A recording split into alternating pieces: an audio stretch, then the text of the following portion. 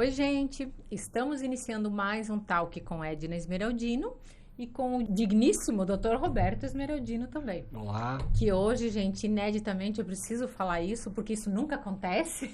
Então, quando acontece uma vez na vida, eu preciso falar. Ele chegou atrasadinho, mas foi pouquinho. Não, mas a culpa não foi minha, foi do trânsito. Foi do trânsito, é verdade.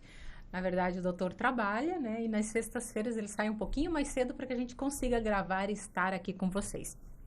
E hoje nós vamos falar sobre o que, doutor? Hoje nós vamos falar, pelo menos que nós tínhamos combinado, é sobre libido.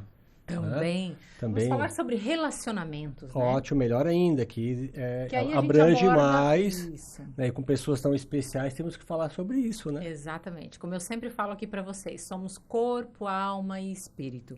E a gente precisa cuidar dos três, né? Desses três setores. O doutor Roberto cuida bastante da parte da saúde, né? Que é extremamente importante também. Nós cuidamos, eu trabalho com comportamento, com as emoções, mas existem outras coisas também que a gente precisa cuidar. E hoje nós temos um casal que eu vou deixar o doutor Roberto apresentar. Apresenta nosso casal de convidados. Vamos lá, para me não errar os nomes, Pastor Michael Borchardt. É isso aí. Borchardt, acertei? Acertou. É isso aí. Boyhard. Em alemão é Boyhard, mas tá tem que certo. falar em alemão, doutor. Tem que não, falar aí em eu alemão. deixo pro meu amigo Michael. E a pastora Suzy Borchardt. Boyhard. Ok. Boyhard, viu, amor? É mais... Então sejam muito bem-vindos. Muito Obrigada. Michael e Suzy, esse casal top que nós conhecemos no Mulheres que Lucram. Somos palestrantes, foram vários casais convidados e um dos casais que a gente gostou muito, vamos trazer todos os casais aqui para conversar com vocês, mas um casal que a gente queria entrevistar primeiro e até porque eu acho que faz toda a diferença. Nós recebemos muitas perguntas sobre esse assunto, sobre esse tema. E eles aceitaram prontamente e estão aqui conosco. Muito obrigada, Suzy. Muito obrigada, Michael. E além de estarem conosco, eles trouxeram um presente para nós.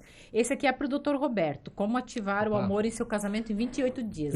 Vai me surpreender em 28 dias. Já vou começar a ler hoje. Vai lá que vai dar certo. Michael. E o segundo é Geração Pornô, Uma Jornada à Liberdade. São 2 livros publicados pelo pastor Michael. Eles são coaches de relacionamento. O Michael também é pastor. Eles moraram quantos anos na Alemanha, pastor? 7 anos, mas ali entre mentes, a minha esposa foi babá ainda, então ela deu 8 anos na tua passagem. Juntando tudo dá uns 8 anos. Juntando tudo dá uns 8 anos. Que legal. Então, eles têm bastante experiência para compartilhar conosco aqui. E nós vamos deixar primeiro eles se apresentarem, falar um pouquinho sobre o que eles fazem, né? E aí a gente vai começar os assuntos. Por gentileza, Michael se apresente, Susan também. Vou deixar a Suzy começar e eu complemento, vamos lá. Então, Ele é cavalheiro. Ó, já vão pegando as Primeiras dicas, damas, gente. Ó, Primeira dica já vão pegando as dicas primeira de dica do relacionamento. Sou a Susan Naffin Boyhard. Opa. Casada com o Michael agora faz 14 anos. Nós temos 3 meninos. Só deu homem lá em casa. Você é a rainha A única. rainha. O nosso Matias tem 6, o nosso Samuel tem 5 e o nosso Timóteo tem 2. Os 3 nasceram na Alemanha? Os 3 nasceram na Alemanha. E os 3 de parto normal, isso tem que dizer também. Nossa. Na verdade, não é normal, né? O primeiro foi induzido, o segundo foi natural e o terceiro foi nasceu com a placenta, então... Mas todos pelas vias naturais, é isso que eu quis dizer. Que legal. Eles falam só em alemão ou já estão se adaptando ao português? Já passamos essa fase. A gente o nosso do meio demorou mais para falar português, porque a gente só falava alemão. Mas agora eles estão falando fluentemente o português. E vocês tentam falar alemão em casa? Sim. A minha comunicação com eles é só em alemão. E a do Michael é mista. Bilíngue daí. Bilíngue. Não, mas eu pergunto isso que é legal, porque pelo menos eles aprendem já um idioma já desde pequenos, né? Sim. Não que precise, pode falar o português aqui também, mas não deixar perder essa oportunidade. Sim. Né? Não, com certeza. Isso. E nós temos uma trajetória, casamos muito cedo, com 21 anos de idade, tivemos 3 anos namorando, noivamos. A gente vem de um contexto evangélico, contexto de igreja. Então, nos padrões de igreja, a gente fez tudo certinho, mas mesmo fazendo tudo certinho, a gente teve vários problemas no nosso casamento, muitos na área da sexualidade, inclusive. Mas isso a gente vai falar daqui pra frente. E quando nós casamos, nós fomos logo para o ministério, então... Que idade vocês tinham, Michael, quando casaram? 21. 21. Os dois? Os dois 21, temos a mesma idade. Novinhos. Os dois fazem aniversário em abril. Então... Agora eu sou mais velha que ele, mas daqui a pouco... mas coisa. É 15 dias então, mais velho. Por pouco tempo ele tem que te obedecer. Aproveite esses 15 dias para reinar, Suzy. Sim, tô. Ela já é a rainha lá em casa, não precisa desses legal. dias. Mas nós fomos missionários, pastores no Brasil durante 3 anos e 7 anos na Alemanha. E lá na Alemanha nós também vivenciamos a pandemia como muitas pessoas aqui no Brasil. E na época tudo foi pro digital, né? A gente nem sabe mais como é que era antes. A gente começou para a igreja local gravar alguns vídeos sobre relacionamento em alemão, com o nosso alemão quebrado. A gente trabalhava com alemães. E daí algumas pessoas do Brasil nos escreviam, por que vocês não traduzem em português, o que vocês estão fazendo e tal. E a gente começou a fazer isso e receber feedbacks. E para nós chegou um momento lá na igreja onde a gente sabia que não seria mais o que a gente faria. Eu trabalhava com jovens, então foram vindo os filhos e o sentimento era fazer outra coisa. Mas a gente não tinha certeza e paz qual era o nosso caminho, Brasil ou Alemanha. E o fato de a gente começar a trabalhar com casais na internet nos levou de volta ao Brasil. E esse foi o nosso caminho. A gente teve um chamado, a gente teve uma palavra que veio sobre nós também. E faz agora 2 anos e meio que nós voltamos para o Brasil. Nós montamos algumas redes sociais, começamos com palestras, retiros, eventos para casais, agora também com coaching, estamos nos capacitando dentro da área. E essa é a nossa trajetória até aqui. Então, estivemos já por todos os estados do Sul, palestrando nesses 2 anos. Agora vamos para o Espírito Santo, para o Mato Grosso. Esse ano temos alguns eventos aí. E a gente está feliz com o que vem acontecendo até aqui. Que legal, que bacana. Parabéns pelo trabalho, pela trajetória. Essa semana, na semana que passou, a gente jantou juntos, né? E tivemos a oportunidade de conhecer um pouco mais de perto a história, né? De todos os casais, de como se conheceram. E foi muito interessante, bacana conhecer a história de vocês, uma história muito bonita, né? O Michael passou um trabalho, né, Michael, para conquistar a Suzy. Foi difícil. Deu trabalho, mas tudo funcionou. Vocês começaram cedo 2 desafios, né? O relacionamento, o casamento, que é sempre um desafio, e também a vida ministerial, que também sabemos que não é fácil. E aí tem muitas pessoas que pensam, mas para quem é pastor é fácil, né? Pastor não tem problema no relacionamento. É assim? O pastor não se incomoda no relacionamento? Olha, no relacionamento tem primeiro uma palavra bíblica, né? De que o pastor ele precisa ser exemplo primeiro dentro do seu lar e dentro da sua família. É o que as cartas pastorais falam. Mas aí tem toda uma expectativa das pessoas em cima da família pastoral. E a gente entende que a gente não está primeiro aqui para agradar pessoas, mas para agradar a Deus. Então eu entendo que todos nós temos problemas, todos nós temos nossos pecados e pastores também têm. Porque eles também são pessoas. São seres humanos, né? São seres humanos como qualquer outro. Exatamente. Há alguns anos atrás, a gente nem questionava esse tipo de coisa, né? Hoje as pessoas já têm um pouco mais de humanidade, já olham para os pastores, para as lideranças, com uma certa humanidade, entendendo que são seres humanos. Mas eu sou filha de pastor, né? Então, filha de pastor? Sim, sou filha de pastor. Então, eu sei bem como é o desafio. Fui criada nesse meio e eu costumo dizer que é um desafio, na minha opinião, eu acho que é um desafio muito maior, até por essa cobrança de você saber que você tem que ser exemplo, ou que as pessoas estão olhando para você como exemplo, só que é um ser humano como outro qualquer, né? É como um médico, você cuida da saúde dos outros, mas a tua saúde também tem que estar em dia, porque as pessoas se espelham em você. Então, querendo ou não, é um peso também um pouco maior, né? Mas vamos lá, vamos falar sobre relacionamento. O Dr. Roberto Smeraldino, que é o mais jovem e inexperiente aqui em casamento. Vocês sabem, já contei aqui a história N vezes, tem alguns episódios aqui contando como a gente se conheceu, como a gente casou, enfim. Demorei a achar, mas achei. Isso, mas valeu a pena. Foi difícil conquistar também? Foi difícil a conquista? Sempre, né? Sabe que mulher não é fácil, né? Sei como é. Elas são românticas, né? Mas foi bom, valeu. Mas no fim deu tudo certo. Não me arrependo não, Michael. Ele demorou para casar, mas ele falava sempre que ele casaria uma vez só e que ele se Deus ficaria casado com essa pessoa pro resto da vida. Eu falei, pois é, aí você quer casar com uma pessoa que já foi divorciada, tem 2 filhos, eu já estou em outra filosofia, eu tenho que ser feliz, se eu não estiver feliz, as coisas não funcionam. Eu vou pegar as palavras do Michael. Quando Deus está no relacionamento, não tem, ninguém segura. Se você coloca Deus, com certeza, se você coloca Deus à frente, é meio caminho andado ou mais de meio caminho andado, né?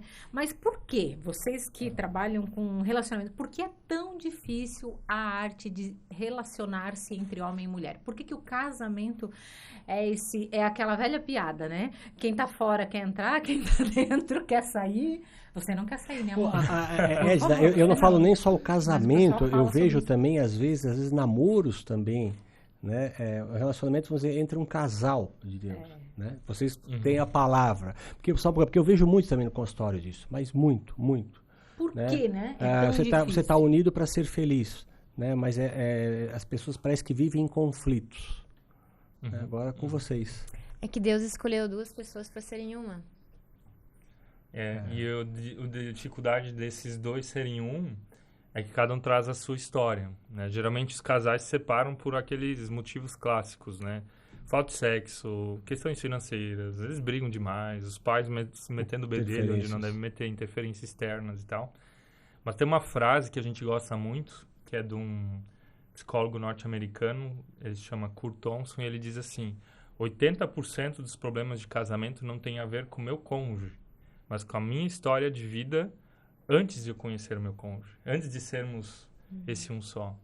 Antes de ser um, né? E quando a gente casa, a gente leva essa história junto. E essas 2 histórias, elas se chocam. E se a gente não trabalhou bem a nossa história, como você falou, se eu não sou feliz primeiro, a gente casa achando que o outro tá ali para nos fazer feliz. Normalmente o casal casa com uma expectativa sobre o outro, né? E talvez aí more o erro. Quando eu tenho um vídeo aqui no canal, que eu depois vou deixar na descrição para vocês assistirem, quem quiser seguir as dicas das perguntas. Mas uma das perguntas que eu fiz pro Dr. Roberto para saber se eu aceitaria namorar com ele.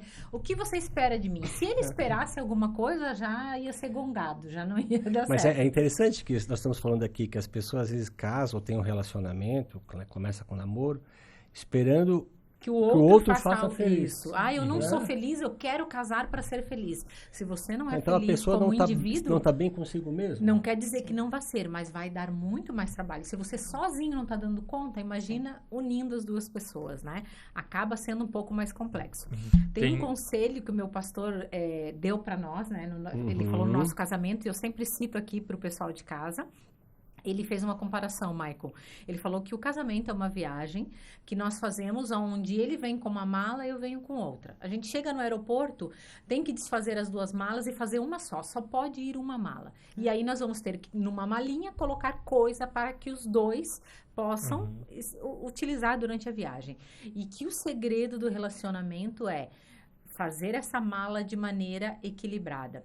Essa mala, na verdade, representa a nossa história, isso que você falou, nosso passado, nossas vivências, experiências familiares, traumas, alegrias, frustrações. E a gente precisa deixar valores, opiniões, expectativas, né? A gente tem que tirar algumas para que caiba a do outro. E normalmente, quando a gente está apaixonado, às vezes acontece, um está mais apaixonado que o outro, acaba cedendo mais. Não, acaba cedendo mais lugar na mala? Mais lugar na mala. Eu tiro mais coisas, só que lá na frente isso acaba fazendo falta. Então, o segredo está sempre em tentar trazer esse equilíbrio, né? Mas você ia comentar, Michael, também sobre isso? Tem uma outra questão, né? A gente acredita, ou as pessoas normalmente elas acreditam quando eu casar, quando eu chegar lá, eu vou ser feliz, né? Você tá solteiro, você acredita, quando então eu achar meu namorado, minha namorada, então eu vou ser feliz.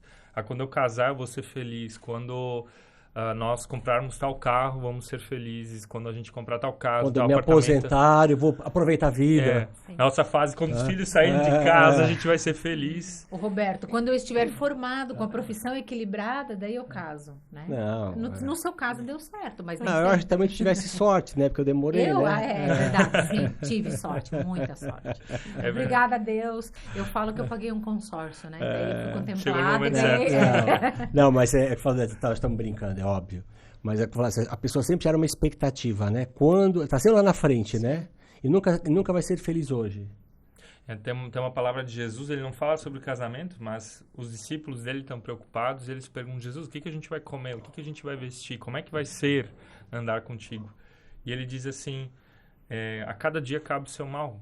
Entre outras palavras, ou com as minhas palavras, viva o dia de hoje. Esteja satisfeito no dia de hoje. Procure o reino de Deus no dia de hoje. E eu acho que esse é o desafio da gente aprender a ser satisfeito com o que a gente tem hoje, não com aquilo que... Então, vou puxar já Você acha que a maioria das pessoas vive no dia de hoje? Os brasileiros não. Não, né? E no exterior? Eles vivem mais passado ou mais futuro, Suzy, na sua opinião? O que me chocou quando a gente voltou é como o brasileiro está na frente das telas. Das telas, né? Sim. Assim, de todas as faixas etárias, assim, os idosos, as crianças. Lá tem muito ainda um cuidado para que as crianças até, né, a gente comentou isso terceiro. Fique demais. Até 2 Mas anos você assim, sabia... é 0, sabe? E o brasileiro, acho que nem essa informação Suzy, tem uma... Já falei com a Edna isso. Uma pesquisa, é verdade? Eu vi ela faz um mês. O brasileiro, horas, dia, sim, é o povo que sim, mais fica na frente da tela. O segundo são os americanos, mas o primeiro é o brasileiro. Se eu não me engano, é mais ou menos uma média de 5 horas e meia. Eu acho que é até mais, tá? É mais? Mas aqui entra a pergunta da Edna. As pessoas, elas estão mais focadas no presente, não no presente, mas no passado ou no futuro, ou vendo a vida das outras pessoas, e elas não olham para dentro de si ou a sua própria existência. E, poxa, você o tempo todo comparando quem você é, o casamento que você tem, com o que você vê lá nos stories, onde a gente só posta o nosso lado bom. Você olha daí pra tua esposa, teu marido e pensa, poxa, com quem que eu me casei? Que porcaria que é a minha vida. Como Freud dizia, né? Todo comportamento excessivo esconde uma falta. Tudo aquilo que eu faço em excesso esconde uma falta. Então, isso acaba sendo uma fuga da realidade, porque as pessoas preferem estar, né, conectados e desconectados virtualmente. A gente repara muito isso, né, amor? Quando vamos em restaurantes, a gente olha as famílias. O pai num celular, a mãe em outro, a criança no tablet. Falou, né? Cada um no seu celular, até no restaurante. Sim. Aí se fala um pouquinho, mas volta pro celular. Daí troca uma informação, volta ali pra tela. Então, é uma realidade paralela, porque o mundo virtual não é real, ele é paralelo à realidade. E essa fuga, quais os reflexos que ela traz pro relacionamento, Maico? Essa fuga do passado ou do futuro, né? Isso. Eu vou falar o que a gente faz e ele vai entender a resposta. Por exemplo, quando a gente vai fazer os nossos eventos, tem momentos que a gente para e faz o casal ficar 1 minuto se olhando nos olhos. Faz eles ficarem 1 minuto se abraçando. Sem falar. Sem falar nada. Só se olhar e só se abraçar. E daí no final, fale um elogio no ouvido da tua esposa, teu marido, dá um beijo e tal. Mas esse fato de parar e olhar 60 segundos nos olhos de uma pessoa, ou seja, estar no momento presente, aí vem todas as teorias de mindfulness e tudo mais, conecta o casal de uma forma, vocês precisam ver a reação, os hormônios que são liberados, as farmácias naturais que Deus colocou em nós naquele momento. O que eu quero dizer? Eu estou dando uma resposta positiva para a tua pergunta, o que acontece? O casal se desconecta. Porque o casal não tem mais esses momentos. Não tem mais o momento de sentar à mesa, de olhar no olho, de andar de mão dada. Com tempo, né? De qualidade, conversar, né? tempo de qualidade, sem telas. Você acha que esse excesso, não digo nem a tecnologia, o excesso de tecnologia está prejudicando muito o relacionamento familiar? Com certeza.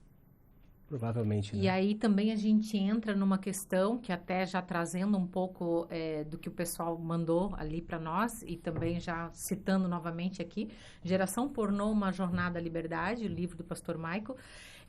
Isso eu também vou ler. Também. Que bom. Apesar de que graças a Deus, você não tem esse problema, mas é importante a título de informação também, e até porque com certeza no consultório você atende algumas situações também assim, né? Algumas questões que me mandaram. O que uma mulher faz Quando o marido prefere estar no celular olhando mulheres nuas, vídeo de sexo entre outras pessoas, do que estar com ela. Eles têm pouco tempo, né? Ela trabalha durante a semana toda e ele viaja. Então, durante a semana, eles só se falam por telefone. Final de semana que eles têm para estar em casal. E aí, ela já tentou conversar com ele algumas vezes, enfim. Ele disse que é um vício, né? É viciado em pornografia. Reconheceu, mas ele fala que isso não tem nada demais, que ele jamais atraiu, que ele nunca vai traí-la, que isso é só um hábito que ele tem e que ele precisa disso para se excitar e ficar com ela. Só para se distrair. Para se excitar, na verdade, para estar com ela. Só para brincar um pouquinho, sei que eu acho que tem que fazer, jogar o celular fora. Seria uma decisão radical. Seria uma última alternativa. Mas, realmente, eu me compadeci da situação, entendendo... Fora isso, é um bom relacionamento, é uma boa pessoa. Ela já aconselhou ele a buscar terapia, mas os homens têm uma certa dificuldade em seguir esse conselho, em buscar ajuda, ou talvez admitir que precisa de ajuda, né? Mas, segundo ele não consegue se excitar ou não consegue ter uma relação sexual com ela se ele não olhar algo pornô antes. Por que isso, pastor? É bem grave esse problema, porque todo vício é uma fuga, vocês devem saber, né? Sim. Até o lugarzinho no cérebro, no seu nome técnico, para qualquer tipo de vício, seja em droga, seja em pornografia, seja vício emocional, é o mesmo lugar. Sim, é a mesma região do cérebro. É a mesma região do cérebro que é ativada. E todas as memórias que a gente vai tendo, também a memória de pornografia geralmente aliada à masturbação, ela faz algo com a gente hormonalmente, espiritualmente faz algo com a gente, emocionalmente faz algo com a gente. E na nossa vivência, né, fui eu que trouxe, que consumia pornografia no começo dos nossos casamentos, trouxe, na verdade, separação entre nós, né? Trouxe problemas para nós. Porque... Primeira coisa, cria uma distância, né? Porque ela traz o quê? Comparação, exigência, cobrança. E é uma coisa colocada lá que não é real. A grande maioria da pornografia, primeiro... São filmes feitos para homens, né? São filmes feitos para o homem, que não mostra a realidade feminina nem a realidade masculina. Então, você vem com uma imagem... nem a realidade do que é uma relação sexual, porque aquilo ali, ninguém geme naquele tanto, não adianta, né? Aquilo ali é tudo fake, óbvio. Corpos perfeitos. Eu costumo dizer, a mulher ali tá gritando naquele nível porque tá ganhando para isso, né? Mas os homens começam a acreditar que aquilo ali é de verdade. E se a mulher não gritar naquele nível, não tá bom, né? Não, e muitas vezes tá dopada, de fantasia. Né? Elas estão dopadas, elas vomitam drogadas, depois. Sim. Os relatos de bastidores que a Suzy falou, a gente também colocou um pouquinho no livro, são relatos fortes, né? Apesar de ter várias pessoas que se submetem a isso, mas a grande maioria são pessoas ou mulheres que estão envolvidas com drogas, com tráfico sexual, tem exploração de menores, abuso sexual, tem várias coisas que a gente não consegue nem coisas nem ilícitas associadas, né? Para entender a gravidade, né? O Dr. Roberto falou antes de que o brasileiro consome 5 a 6 horas de internet por dia. Metade do conteúdo da internet é de cunho erótico pornográfico. Sério? Então, significa que se a gente olhar para essa estatística, pela lógica, metade desse período ele também é usado para consumo de pornografia ou consumo erótico. E existem, por exemplo, causas neurais que afetam o nosso cérebro, a parte da moral, ou seja, o freio moral que a gente tem de perceber o que é certo e errado, que se chama córtex pré-frontal, ela é afetada. Ou seja, eu vou perdendo os meus freios morais. Até agora, essa é uma estatística do estado de São Paulo, cresceu o número de estupros e de abusos sexuais. Ou seja, a gente está consumindo mais internet, aquilo que eu vejo eu me torno. Jesus também disse isso, né? Que os olhos são a candeia do corpo. Ou seja, aquilo que eu vou vendo, uma hora eu vou viver. Então, pensando na situação dessa moça e que o marido diz, não dá nada, eu não vejo que não dá nada. Vocês mesmos sabem que atuam na área, faz algo em todas as instâncias do ser humano, corpo, alma e espírito com a gente. E até coloca uma questão de culpa nela, é como se ela não fosse suficiente. Exato, foi essas palavras que ela falou, me sinto insuficiente, por mais que eu tente entender e aceitar que isso é normal, para mim não é normal.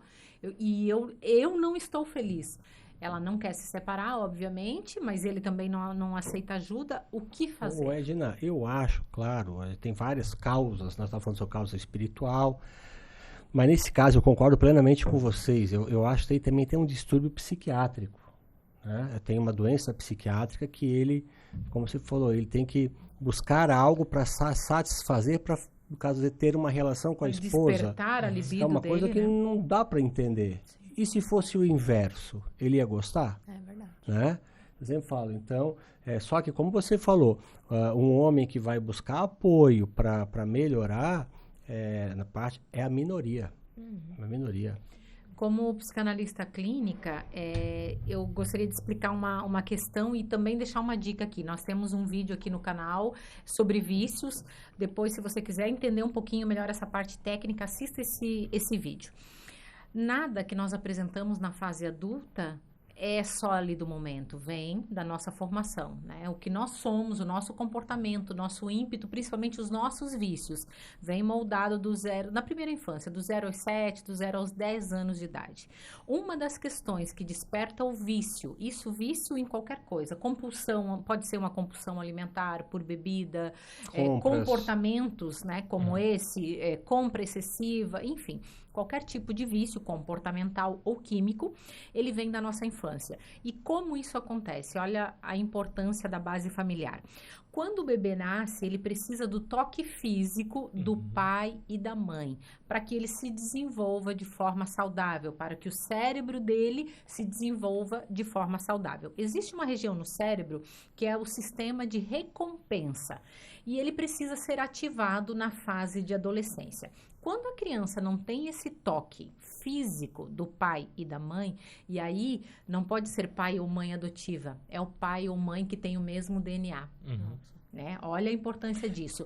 Por que quando um bebê nasce prematuro, a mãe tem que ir lá na UTI, ficar com ele na pele, o pai também vai, fica lá pele com pele, porque ele precisa desenvolver esses hormônios que são responsáveis pelo crescimento e por ativar essa região de recompensa no cérebro, para que na fase de adolescência, quando o cérebro começa a sua maior parte de expansão, ele possa ser um indivíduo equilibrado, porque problema todos vamos ter, mas toda pessoa, isso dentro da psicanálise a gente estuda isso, toda pessoa que apresenta algum problema de vício, a gente busca no passado os relacionamentos com pai, com mãe, como foi, provavelmente, e isso não quer dizer que a culpa é do pai.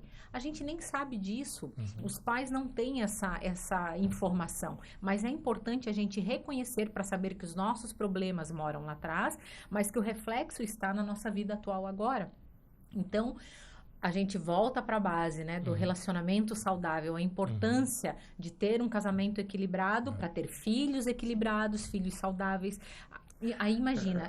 Tem que dar o exemplo desde o início. Exatamente. Eu passei por isso, né, de criar meus filhos uma boa parte sozinha, e eu senti isso na fase da adolescência. Eu passei por essa dificuldade com meu filho. Figura masculina. Exato. Faltou a figura masculina, faltou a figura do pai. Eu não estava lá ainda, tudo, tá? Peraí. Não. Eu dei tudo o que podia e o que eu não podia. Fui aquela mãe que se matou de trabalhar porque não queria que nada faltasse para os meus filhos, né, no quesito financeiro, mas deixei faltar o principal. É que você foi mãe, né? Vamos só ser realista. Deixei né? faltar, e daí não foi minha opção, deixei faltar o pai, só que nessa de correr tanto atrás do dinheiro e de que nada faltasse para eles, eu deixei faltar a mãe também, porque houve um período que eu, para ser promovida e ganhar mais, eu fui para Porto Alegre, trabalhava de segunda a sexta, sem ver meu filho, só voltava no sábado e no domingo, e aí quando chegava era shopping, era não sei o que, brinquedo, tentando compensar, e aí na fase de adolescência eu passei uma dificuldade em relação a Edna, isso. Mas então eu vou fazer uma pergunta para você, né, pra eles. Sim. Cada vez mais hoje a gente vê pai e mãe trabalhando fora, o casal trabalhando fora, né? Tanto que as escolas hoje têm período integral, né? Se você fala que tem que ter o toque e a presença paterna e materna, sim. Então como é que fica hoje? No caso, a mulher não deveria mais trabalhar fora?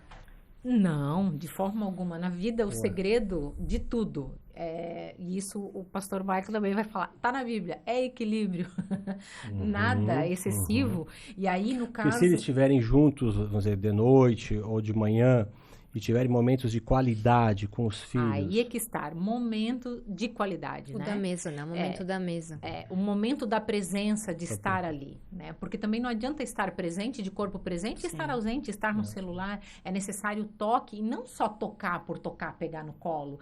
Não, abraçar, carinho. Eu vou pedir depois para o Wellington colocar, enquanto eu estou falando aqui, uma imagem de uma pesquisa científica onde foi feito, a ressonância magnética do cérebro de uma cientista. Vocês estão vendo aí a imagem, porque a gente vai colocar depois, ativando as regiões do cérebro quando ela pega o bebê, coloca no peito e passa pelo aparelho de ressonância. Ela ativa regiões no cérebro dela e o bebê está dormindo. Dentro do cérebro do bebê é ativada as mesmas regiões que o cérebro da mãe. Ou seja, o amor, ele é demonstrado em gesto, palavras e ações. E ele é químico, ele desperta uma química no cérebro. Né? Quem acompanha aqui sabe como que funciona. Quem nunca fez, eu vou pedir para você fazer um testezinho aí agora em casa, rapidinho. Fecha os teus olhos, respira fundo. Respira aí, doutor. Tô respirando. Tá, respira fundo, fecha os olhos. Michael e Suzy também. Solta pela boca. Mais uma vez. Respira e se conecta com o seu corpo. Mais uma vez, por favor, continua com os olhos fechados e imagina que na frente de vocês tem um limão. Imagine que vocês estão cortando esse limão, jogando sal, bastante sal nesse limão. Agora imagina que vocês estão chupando esse limão com sal. Pronto, pode abrir os olhos. O que aconteceu na boca de vocês? Eu tô sentindo um amargo, um sal, um formigamento. Aumenta a saliva, né? Como se a gente fosse chupar um limão. Mas tinha limão aí? Não tem? Vocês sabem que não tem. É só uma imaginação. Tudo aquilo, tá escrito na Bíblia isso, Provérbios 23, porque assim como tu pensas em tua alma, assim é. Tudo aquilo que você consegue pensar, o seu cérebro cria uma química e joga para a corrente sanguínea. E isso afeta quem você é, afeta o que você pensa, afeta o que você sente. O poder do cérebro, né? Então, quando eu amo e toco em você com amor, eu estou transmitindo para você amor em sentimento e em química também. Estou despertando em você essa química. A imagem que vocês estão vendo da ressonância da mãe e do bebê, o bebê estava dormindo, nem sabe, é um bebê, 2 aninhos, nem sabe o que a mãe está fazendo, ele está dormindo, mas o cérebro está sendo ativado. A questão dos vícios que nós estávamos falando, quando o pai e a mãe tocam essa criança, dão amor, dão carinho, em toque, no cuidado, ela desperta essa região do cérebro e quando ela se torna adulta, ela não tem essa necessidade de ativar excessivamente o sistema de recompensa no cérebro. Então, os vícios, eles vêm porque a gente não teve essa parte, a gente não teve uma coisa chamada regulação emocional na parte da infância. E aí, na fase adulta, a gente desperta esses Isso aí vícios. devia ser explicado mais para os pais. A gente deveria ter um curso, né, de pai, Porque como ser pai e mãe, mas infelizmente... a maioria dos pais não sabem. Inclusive, no dia 4 de maio, a gente vai fazer o nosso. Casamentos Felizes, Filhos Saudáveis. Isso que é legal, né? Vai ser um workshop. Casamentos felizes, filhos saudáveis. À vontade, Suzy. Ô, muito Michael, importante. fazer uma pergunta. Você que morou na Alemanha, né? Sobre relacionamento familiar, os problemas em países de primeiro mundo é tão frequente como os nossos aqui? Ou seja, independente da cultura, é tudo igual? Eu creio que os emocionais, sim. No Brasil, a gente tem problemas de infraestrutura, de pobreza, de desestrutura social e tudo mais, mas os emocionais, sim. Tanto é que, por exemplo, a pandemia, ela fala que com a Organização Mundial da Saúde fala que com a pandemia subiu em 25% os casos de depressão e ansiedade. O número de divórcios cresceu, não só no Brasil, mas também em vários lugares do mundo, né? Então, as questões emocionais, elas chegam nas pessoas ricas e pobres. Chegam lá nos europeus e chegam aqui nos sul-americanos. Não é privilégio de uma classe só. Eu atendo clientes muito bem abastados, com sessões de coaching, e também clientes normais, classe média, que talvez não tenham tantos recursos financeiros.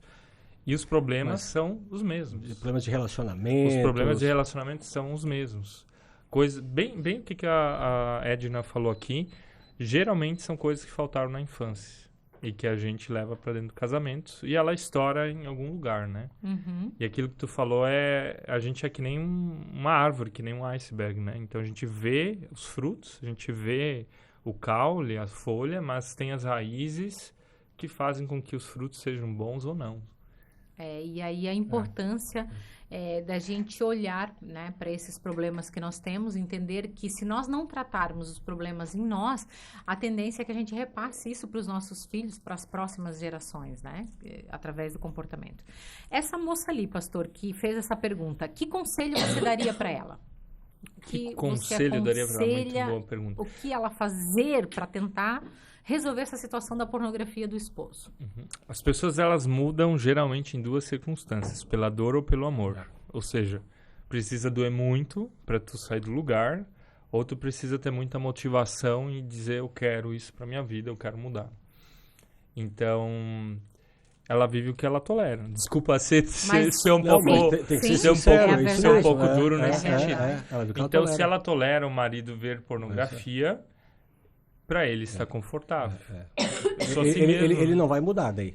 Ele está na zona de conforto dele, ele está no orgulho dele e ele não vai mudar. Então, eu acredito que o confronto, não no sentido de ataque, mas de levar ele a um posicionamento, precisa acontecer. Senão ela vai ser infeliz sexualmente também na vida dela. E ela já está sendo, né? Já está sendo. Uhum. Então, levar o marido a tomar uma decisão, ou pela dor ou pelo amor.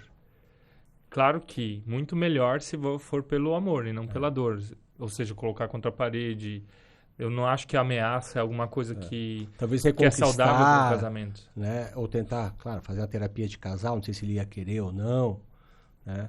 Mas, como tu falou, pelo amor, talvez ela... O que eu vejo assim no consultório, né? As pessoas às vezes pensam só em relacionamento sexual. Não é isso, né? É um relacionamento com o casal, chama-se sexualidade, né? A sexualidade é mais abrangente, né? É tratar bem, é ser carinhoso, é ser gentil, é ser amável, desde o início do casamento até o final, né? O que a gente vê é que às vezes vai passando o tempo e há uma acomodação do ser humano. Inclusive, doutor, aproveitando o seu gancho, olha aqui a pergunta. Como conseguir manter a paixão de início depois de anos de casamento e filhos pequenos? O Roberto acabou de falar sobre isso. Sobre filhos pequenos, eles podem falar, exatamente. Né? Mas quer dizer, eu dou um monte de dica para a gente ter que, todo dia, ir lá regar a plantinha do amor. Todo dia. Né? O homem, a mulher, tratar bem, e assim vai. E lembrar das coisas que faziam quando eram namorados, recém-casados, gestos de amor levar, né? Por que se a gente tem uma pessoa 20, 30 anos casado, a gente não vai mais ter vontade ou sexualidade? Porque para você ter um bom relacionamento sexual, tem que ter uma boa sexualidade.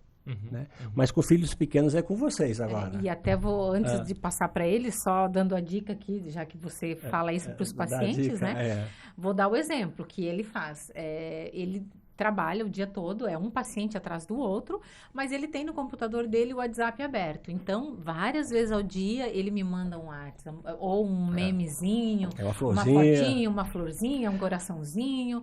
E às vezes acontece de estar num dia muito corrido, ele não manda, eu já mando. Bom dia, o que foi? Bom dia, boa tarde, tudo bem? Né? Mas o que é legal, não precisa mais nem comprar flor, já tem no WhatsApp, né? Não pode ficar preguiçoso. Mas vamos lá. Michael e Suzy, qual é a dica que vocês dão para esta moça, que também é uma mulher, né, que perguntou, como conseguir manter a paixão de início depois de anos de casamento e filhos pequenos? É possível? Tu quer começar? Queres que eu fale? Coloca alarme no despertador. A paixão do começo, a gente fala que ela passa. A gente sabe que ela dura de 2 a 3 anos. A paixão, né? A paixão. E a gente até usa muito a frase amar é uma decisão, ou seja, eu decidi estar com essa pessoa nos momentos de alegria e de tristeza, de riqueza e pobreza, de saúde e doença. Então, eu preciso decidir amar. Pastor, dura de 2 a 3 anos. Isso. Uma média Paixão. de 2 anos. É bom para os nossos ouvintes saber isso. E ela é uma condição química. O cérebro, durante esse período, esse testezinho que a gente fez do limão, mostra muito bem. Quando você está apaixonado, existe uma condição no cérebro química. Passou esses 2 anos e meio, 3 anos e meio, o cérebro acostuma e não produz mais a química. As pessoas saber quanto tempo dura a paixão. Exatamente. Porque a paixão às vezes perde a razão. Então, tudo aquilo que a gente, às vezes, decide no fogo da paixão, a tendência é que a gente se arrependa depois, porque aí o juiz volta, sai a química da paixão, e aí fica a realidade. Eu também costumo dizer, pastor, que amar não é um sentimento. Amor, ele é uma escolha. A gente escolhe amar apesar de... né? E deixo sempre de dica também, não adianta a gente esperar para amar a pessoa perfeita, porque, como dizia minha avó, homem bom é igual mandioca, os bons estão debaixo da terra. Vivo não tem, todos têm problema. O pastor tem problemas, Suzy? Ele é perfeito? Não. Eu digo, o Beto é um príncipe encantado, mas tem lá seus defeitos. Não quer contar assim aqui, como né? eu tenho. Não quer contar aqui. Mas ele estava acabando de contar sobre filhos pequenos. Sim, agora ele ia falar para nós, né? Como conseguir manter a paixão. Eu só quis lembrar da paixão para as pessoas saberem que tem a paixão no início, mas depois ela acaba. Depois de anos de casamento e com filhos pequenos. Ou seja, passaram-se anos, vieram os filhos, E aí? ou seja, a paixão já foi e ainda vem os filhos, que é um desafio, né? Aqui eu acho que é importante dizer que o mais importante numa família é o relacionamento do casal, né?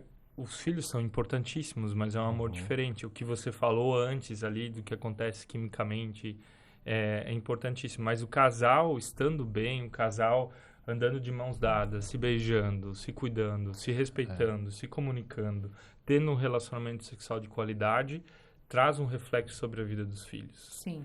Então, o que precisa acontecer aqui? Primeiro é priorizar um ao outro. E talvez você diga, mas passar a noite com meu marido, não tem nem vontade, né? Ou com a minha esposa. Mas é uma coisa que precisa ser intencional, porque a decisão precisa prevalecer. Então, e sem o celular, né? E sem o celular. Ser intencional de tirar uma noite na semana, uma noite a cada 2 semanas. Ser intencional em caminhar juntos como casal. Ser intencional em investir em contratar uma babá para ficar com os teus filhos. Ser intencional em ter esse tempo de casal. Porque se a gente não é intencional, tudo acaba, tudo morre, né? Tem aquela frase que é do Paulo Vieira, ele diz assim, tudo aquilo que a gente foca, expande, cresce. Sim. E o amor também é assim. Então, se eu só vejo como mãe, talvez você pode falar um pouco mais dos meus filhos, esqueço do meu marido, o meu foco vai vir sobre eles. E agora... Eu acho que esse desafio dos filhos pequenos, não sei se o Mike vai concordar, mas ele pesa mais para a mulher. Porque, né, por toda essa questão química ali que mencionasse. Então, por isso que eu falei de colocar no calendário, porque é uma decisão, tu tem que ser intencional. E talvez no primeira vez que você vai estar ali só com o teu marido, vai estar em silêncio e vocês não sabem o que fazer, porque até então era sempre o celular ali. Mas então vocês façam o V0, né? De olhar nos olhos. Ou saem para caminhar de mãos dadas, o toque físico. Vai no cinema. Quantos casais que depois de décadas de casado não saem juntos para... Vai comer uma pizza, um cachorro quente. Você me leva no cinema faz tempo. Gostei da dica. Você me leva no Mas cinema. o que eu vejo, realmente, isso é muitas vezes a mulher, inconscientemente, ela prioriza o filho, ou os filhos, né? Até porque ela tem que cuidar e tal, e o marido fica... Prioriza o trabalho, futebol, a cerveja, a pornografia. Justamente, isso é ruim no relacionamento, é isso mesmo. E para nós também não foi fácil, né? Cada filho foi uma etapa diferente. Então veio o Matias, o nosso mais velho, depois veio o Samuel. Eles estão com que idade agora? O mais velho tá com 6. 6, 5 e 2. São 3 idades. Eles são muito parecidos, né? Mas quando veio o segundo, foi uma fase muito boa, a gente pensou, vai ser tranquilo. O terceiro veio e o terceiro bagunçou a nossa rotina, porque dava pra fazer muitas coisas ainda com 2 filhos, né? 3 mudou muito mais. Mas cada fase a gente tem que entender que precisa de decisão de amar. Eu entender como marido que a minha esposa vai amamentar e que ela está passando por uma mudança hormonal e que ela não vai ter vontade sexual no pós-parto e puerpério, é o nome disso, né? Isso. Falei certinho, Suzy. Entender que isso vai ser assim e que isso é um processo e que é natural passar por isso. Entender que também é natural, entender que a esposa também tem que saber que em algum momento o marido ele é mais importante que os filhos. Entender que a gente precisa ser intencional nessas pequenas coisas. Até nas sessões com os casais, as pessoas elas querem respostas mágicas, grandes coisas que eu tenho, mas são coisas tão pequenas que se a gente começa a aplicar, gera uma avalanche de mudança e transformação, né? É difícil colocar uma noite, 1 hora a cada 2 semanas na agenda para dizer a gente vai passar com um casal. Não é nada, né? Daí, alguns dizem, a gente não tem dinheiro, então vai comer um cachorro quente, a gente não tem babá. Então, coloca... Jejua, então. Acha alguma coisa. Né? Mas são pequenos gestos. É tão difícil começar o dia olhando nos olhos da tua esposa, do teu marido. É tão difícil dar um abraço sem intenção sexual, mas de carinho e querer cuidar da pessoa que você tem. É tão difícil dar um elogio para a pessoa. Geralmente, quando a gente pede para os casais se elogiarem, eles começam a sorrir, começa a mudar hormonalmente, soltar. Imagina fazer isso todo dia, um elogio sincero todo dia, olhando nos olhos. Que transformação não traz? Independente da fase, se tem filhos, se não tem filhos, se é um casal já de mais idade, menos idade. Então, amar é decisão, é ser intencional nos nossos gestos, nas nossas atitudes, no nosso tempo, como a gente organiza a vida em casal. É uma decisão, né? Totalmente. Então, nesse caso, a dica seria criar uma rotina, literalmente, né? Para ter esse tempo de conexão entre o casal, Talvez né? fala isso, como é que é a nossa rotina com os filhos e como a gente vive isso, né? Dos horários como e que tal. como que vocês administram isso, Suzy? Não sei se cabe bem para os brasileiros, mas os nossos filhos, eles vão realmente cedo para cama, 7h30, 8 horas eles vão para cama, para que a gente tenha o nosso tempo, senão a gente não passa tempo só nós dois, não tem. E acho que essa dificuldade dos casais brasileiros, as crianças vão muito tarde para cama. Lá na Alemanha não era assim, era mais cedo. Era até mais cedo que aqui. Sim. Que os nossos, né? Então, o fato... Seria o certo, né? Dormir mais cedo, né? Sim, quando escurece. Acordar mais cedo. O fato deles estarem dormindo às 8 horas nos dão ainda 2 horas. A gente vai dormir pelas 10 horas, normalmente, como casal. Bater papo, conversar, estar juntos. De ter o nosso tempo. Porque não dá com os 3 de ter tempo em casal. Dá pra fazer o que a gente tá fazendo hoje. A gente vai trabalhar, a gente tem os nossos eventos, mas é diferente do que ter o nosso tempo de conexão mesmo. Tempo de conexão. Então, a gente sempre fala assim, os filhos precisam entrar na rotina para que o casal saia dele. Né? Então, ter horários de dormir, ter horário de acordar, ter horário de refeição, ter horário de tela, todas essas rotinas que os filhos precisam também são sinais de amor. Então, filhos bem rotinados, estruturados, né? Regrados, vão dar tempo livre para o casal. E é isso que seria um conselho também. Tenha uma rotina. Mas os meus filhos estão acostumados a dormir 9h30, 10 horas. É costume. A gente precisa desacostumar. E neurologicamente também é muito importante o sono da criança. O desenvolvimento cerebral do bebê, da criança, ele acontece durante o período de sono. Então, quanto mais cedo, inclusive cientistas falam que tem que ser 4 horas antes da meia-noite, que é a qualidade de sono ideal. Então, a criança precisa dormir cedo. Aí seria 8 horas, então, Sim, né? Exatamente. 8 horas, no máximo, a criança tinha que estar na cama, né? Dormindo, para que ela tenha um desenvolvimento cerebral adequado. Por que talvez a gente tem tantas crianças hoje com problemas neurológicos, problema de desenvolvimento, síndrome de tudo quanto é jeito que a gente saiba? Porque a gente alterou muito o nosso bioma natural, né? Nós pegamos agora na Páscoa e fomos para um sítio, né, amor? No meio do nada. E foi tão bom, porque meu filho mais velho tem 27 anos, mora em Chapecó. Uma das coisas que para mim é difícil ficar totalmente desconectada, a gente sempre fica com aquela, né? E se meu filho me ligar, ou se acontece alguma... Mãe tem dessas. Então, sempre o celular está por perto.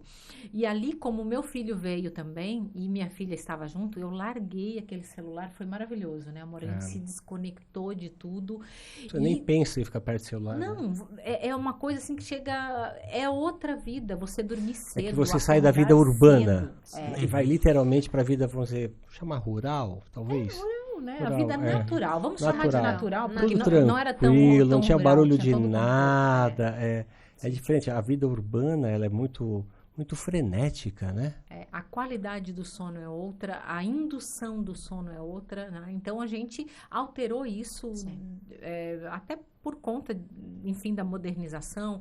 Hoje, como você falou, vocês têm uma realidade, a maioria das mulheres, talvez, que estão assistindo a gente, não consiga colocar tanto em prática, porque trabalha fora, tem um trabalho formal. Então, imagina, para ti já não é fácil. Sim. Imagina uma mulher que trabalha fora, né? Aí tem o marido, tem a casa para cuidar.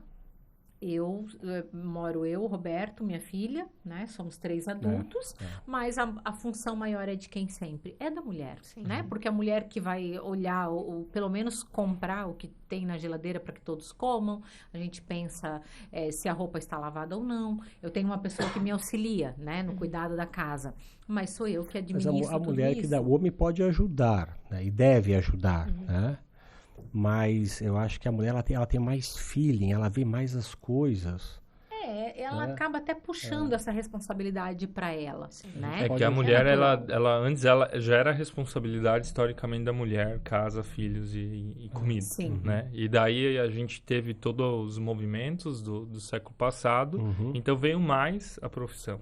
O homem não assumiu integralmente todos esses papéis. Ele ajuda um pouco, né? Então, acabou sobrecarregando a vida de muitas mulheres, né? Disseram para nós que para as mulheres, né, que ela poderia ser igual ao homem. Só que ser igual ao homem se a gente não precisasse lavar, passar, cozinhar. Na verdade, a gente só acumulou funções, a mulher acumulou funções, e isso, obviamente, pesa no lado emocional. Doutor, você que atende os pacientes, você encontra mais mulheres com ansiedade e depressão ou mais homens?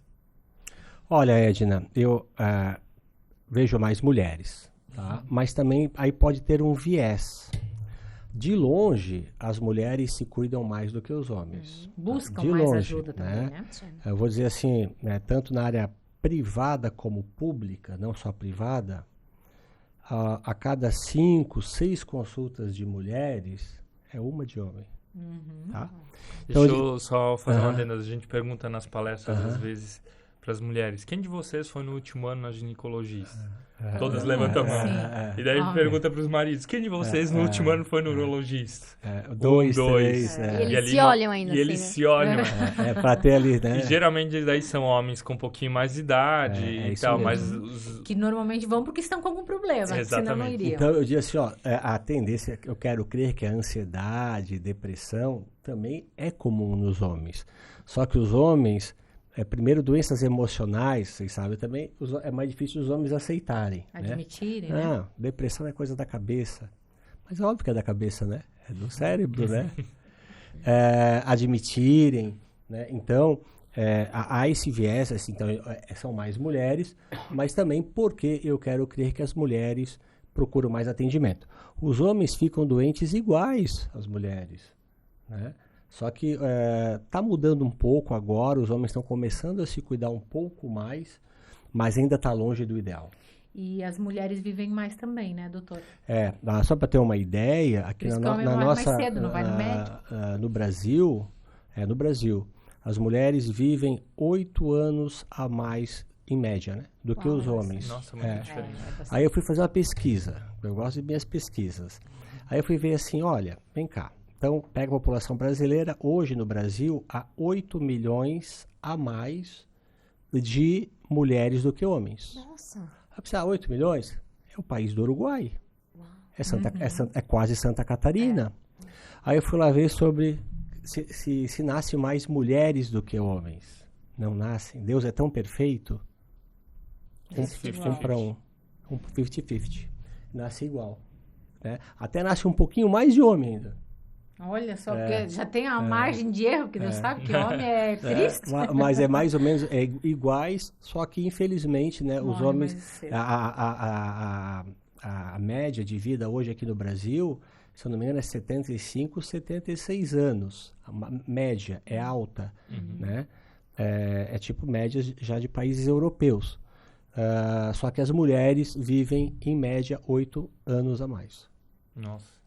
Bastante, né? Sim, eu percebo lá na nossa casa. A minha esposa cuida muito mais da saúde, da alimentação. E eu preciso realmente aprender mais contigo nesse sentido. Parabéns por isso. É isso Obrigada aí. pelo elogio. Nós temos que aprender com elas. A mulher acaba trazendo esses hábitos, né, para a família, para o casal, enfim, né? Veio mais 2 perguntas aqui sobre a questão da pornografia. E eu gostaria de perguntar para o Michael, já que você comentou, você passou por esse problema também no seu relacionamento. Aliás, de certa forma, é uma certa curiosidade, né, dos jovens, dos homens, adolescentes, enfim. É mais comum do que a gente pensa. Como você particularmente venceu isso, Michael? Eu entrei no mundo da pornografia, já vou chegar lá, com 13 anos, por meio de revistas que amigos me mostraram. Foi na época era revistas, né? Revista, Era comum, e não né? tinha nem computador e celular, que veio tudo depois. E eu sempre achava, né? Eu tive com 15 anos uma experiência de conversão, quem é evangélico talvez conhece isso, onde a gente convida Cristo para vir parte da nossa vida, e eu achei, agora todos os meus problemas estão resolvidos, certo? E, claro, diminuiu o uso, eu estava consciente do que eu estava fazendo, vou dizer dessa forma, mas eu sempre achava que em algum momento ia passar. Quando eu for estudar teologia na igreja luterana, a gente tem que estudar teologia para ser pastor, então vai passar. Quando eu casar e a gente ter uma vida sexual ativa, então vai passar. Quando ser pastor, vai passar. E assim foi até os meus 30 anos de idade. Basicamente dos meus 13 até os meus 30, onde eu sempre tinha de novo as minhas recaídas e dificuldades dentro da área. E eu entendi que na minha vida não era um tema teológico, ou seja, não era, eu entendia que era pecado, que era uma idolatria nesse sentido, mas que era muito mais um tema emocional, onde eu tinha que entender as origens, por que eu consumia pornografia. Também não era uma questão só física, de querer um alívio sexual. E tinha uma frase que eu ouvia muitas vezes na minha infância, que era: de ti não vai dar nada. Muitas vezes eu ouvi ela, inclusive da minha mãe, né? E eu precisei aprender a lidar com críticas, porque na pornografia eu ouvia o contrário. Daí ele se casa com alguém que é crítica. E que eu vou dizer assim, para quem está nos escutando, se você critica demais, está dizendo mais algo sobre você do que sobre o teu cônjuge. Sim. A Suzy também sabe disso. Te amo, mãe. Também te amo. Mas então eu precisei aprender a lidar e entender a origem. Por que eu consumia pornografia? Na pornografia eu sentia a afirmação da minha masculinidade, de quem que eu era. Não que tinha alguém lá falando, mas aquilo me envolvia na forma de dizer: você me agrada, certo?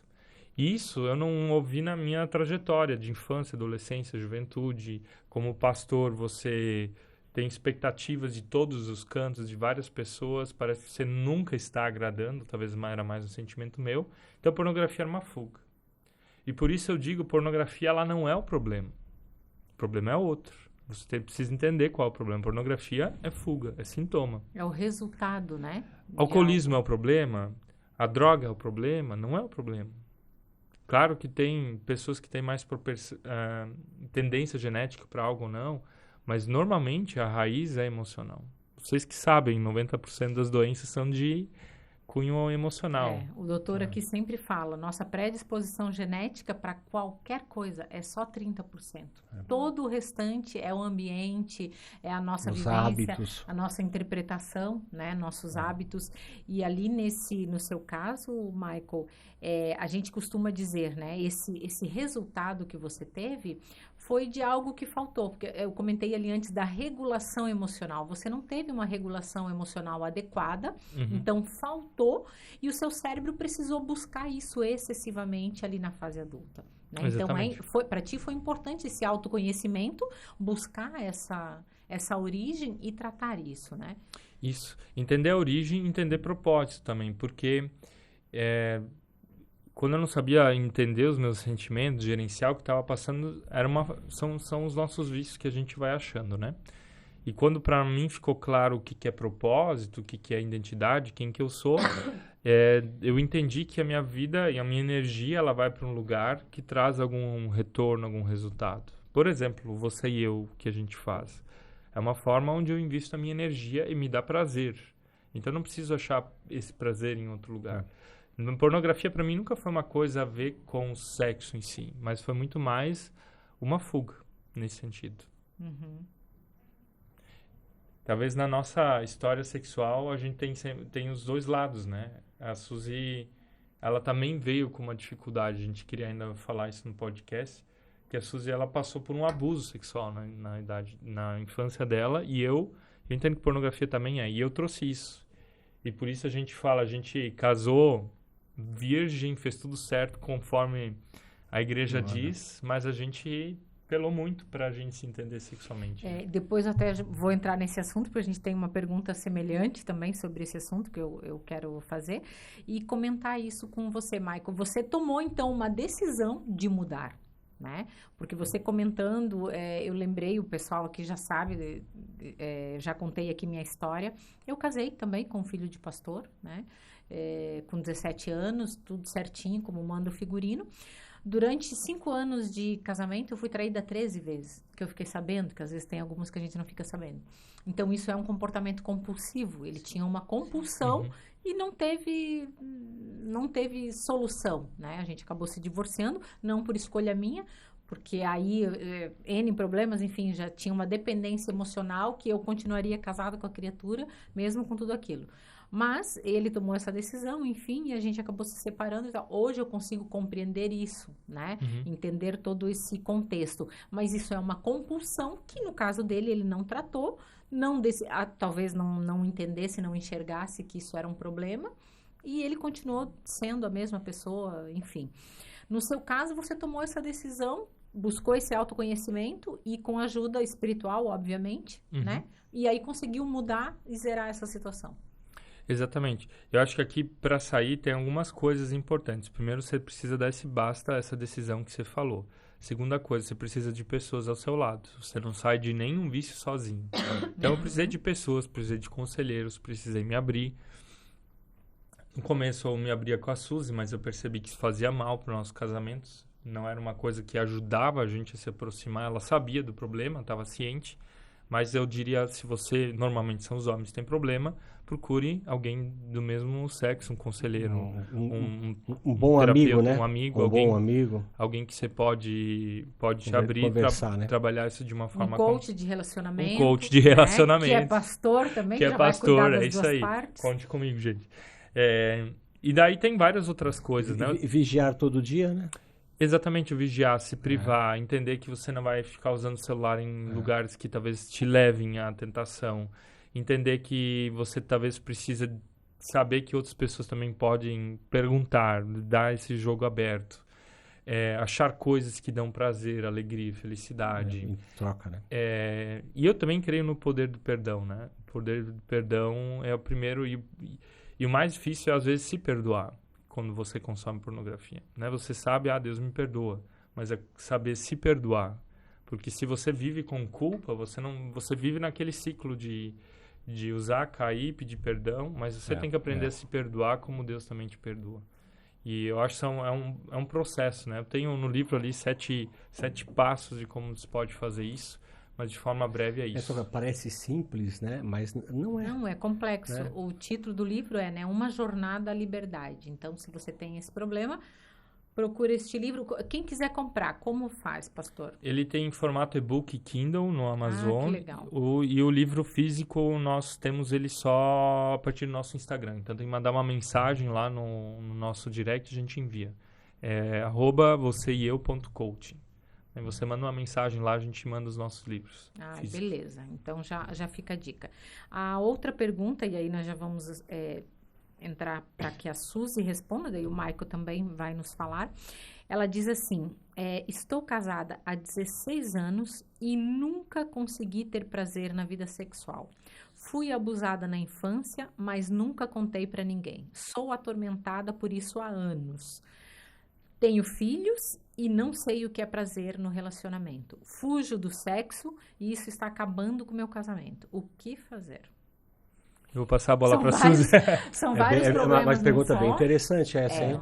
E isso é mais comum, eu até escolhi essa pergunta aqui, tem outras que englobam nessa aqui. Eu e Roberto, a gente também trabalha com palestras para casais e a gente encontra muitas pessoas com esse tipo de problema. Mulheres que nunca tiveram prazer né? no sexo, né? Nunca atingiram um orgasmo e não falam a respeito disso. Né? E isso é lamentável. E, infelizmente, o pastor deve saber disso e Suzy também, no meio cristão, esse número é maior. porque talvez o tabu seja maior de falar, de buscar ajuda, eu não sei. Mas eu ouço mais esse assunto, esse problema, esse tipo de pergunta de pessoas que são cristãs. E eu acho isso um absurdo, né? Porque Deus nos fez para ter vida e uma vida em abundância. Vida abundante a todos os aspectos, inclusive no sexual, né? E aí, como resolver esses problemas? Vamos começar pelo começo. Lá, destrinchar. Vamos lá, Suzy. Ela, de certa forma, já está dizendo de onde vem o problema, né? Ela já tem essa noção. Como resolver uma situação como essa? Complexo. Bem complexo. Se você quiser compartilhar a sua experiência, né, pra gente comparar. A minha experiência foi que quando eu tinha uns 7, 8 anos, eu fui passar as férias de verão na casa do meu avô, né, o pai da minha mãe, da minha avó também. E foi um período, assim, foram acho que umas 2 semanas com as minhas primas, com a minha irmã e tal. E nesse período eu percebi, hoje, olhando para trás, de que meu avô estava me privilegiando em alguns aspectos, né, em questão de presentes e em várias situações, assim, também de elogios e tal. E eu achando isso... criança, né? 7 anos. Não sabe identificar isso. Mas que seja, daí eu também fiquei doente nesse período. Fiquei com febre e tal, minha avó me medicou. E nós dormíamos todas juntas no mesmo quarto. E numa noite ela ficou mais preocupada e tal, como ia ser a noite. E o meu avô então disse, vai dormir, fica tranquila, eu vou ficar vendo TV aqui. E qualquer coisa eu tô acordado. E eu sei que naquela noite eu tive um pesadelo. Eu acordo no meio da noite com o meu avô colocando as suas mãos nas minhas partes íntimas. Não tava bem escuro, mas eu acordo meio desnorteada e me viro e volto a dormir. E no outro dia de manhã eu digo pra mim mesma, isso é um pesadelo e isso jamais aconteceu. E como é um pesadelo, é uma coisa ruim, pra quem que eu vou falar uma coisa dessas? Guardei isso pra mim anos. Lá pelos meus 15 anos, então, conversando com uma amiga e tal, naqueles papos de adolescentes, a gente entrou num assunto parecido sobre abuso e tal. E eu meio que vomito esse pesadelo. Passando anos assim, sem falar isso pra ninguém. E eu até fico meio assustada comigo por ter falado isso. E daí eu começo a me perguntar, será que isso não aconteceu de verdade? Porque até então, eu cresci muito na minha infância com medo, assim, do estupro, né? A gente ouvia muito, assim, de notícias da Kombi branca... E, assim, dos caras que ficam querendo fazer foto com você saindo da escola e tem que tomar cuidado, e com estupro, e não sei o que, da casa abandonada. E eu achava que isso era horrível, assim, que isso era o estopim. E abuso, eu nunca tinha entendido o que é abuso sexual. Eu nem sabia da proporção do mal que isso pode fazer com uma criança, com uma mulher que seja.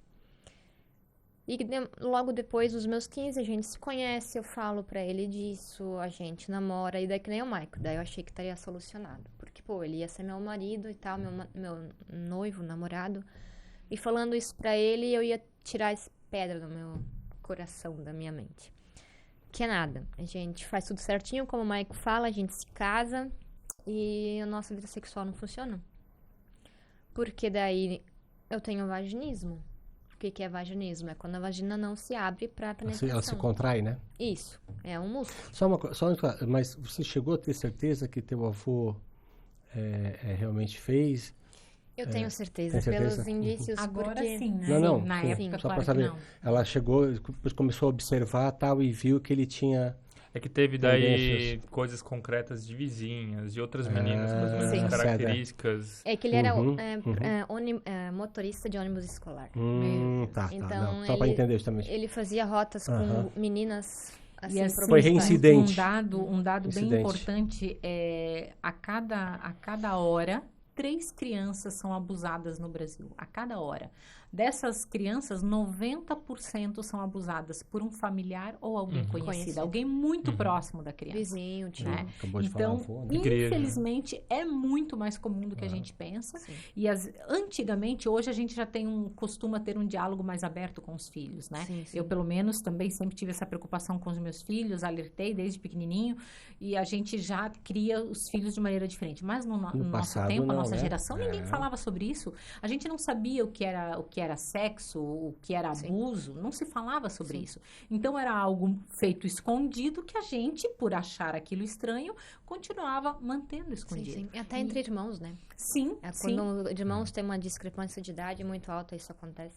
E infelizmente isso acaba virando, aquela sujeira que a gente põe debaixo do tapete, mas lá na vida futura acaba saindo. Sim. E aí no seu caso, você achou que, né, só falar, ter a compreensão do marido ia ser o suficiente, não foi. Não foi. E aí, como que você entendeu que isso era um problema e que você precisava de ajuda, Suzy?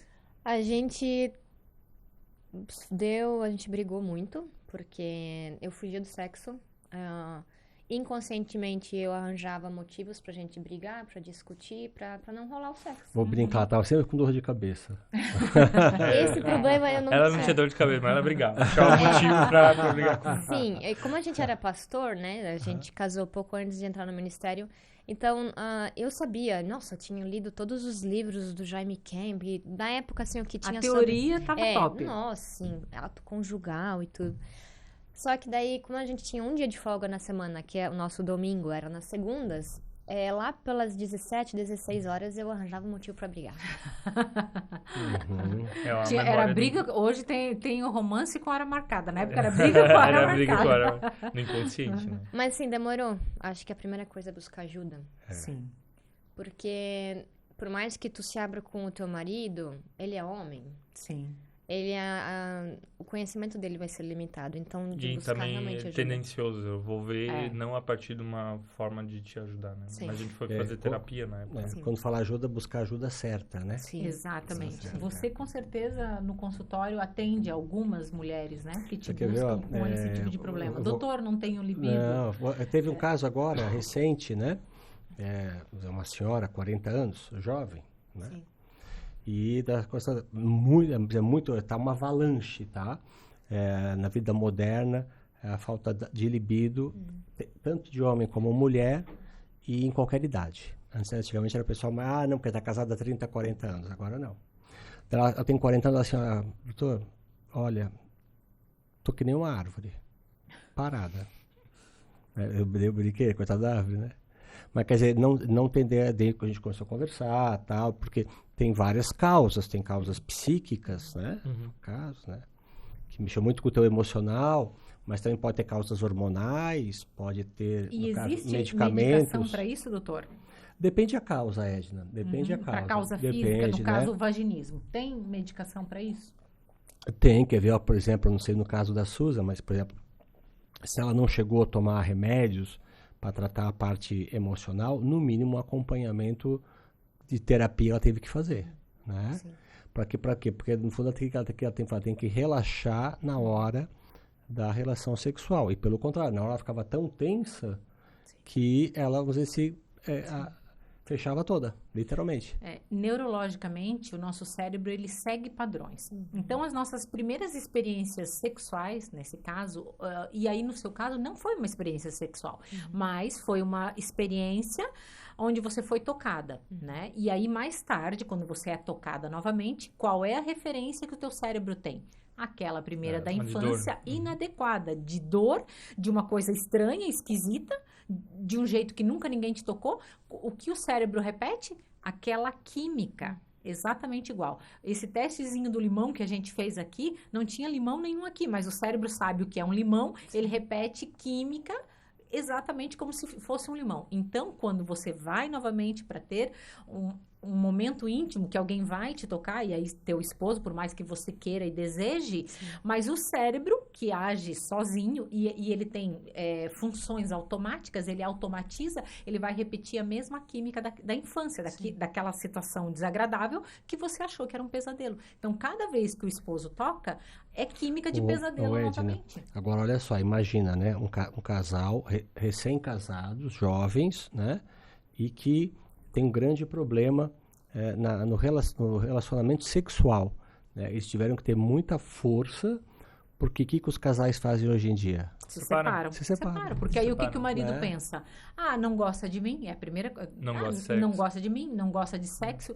E não é que não goste, é porque para ela não era bom, por N motivos. E aí a gente precisa buscar. E aí como você chegou nessa conclusão, Suzy, que foi você que se tocou que precisava de ajuda?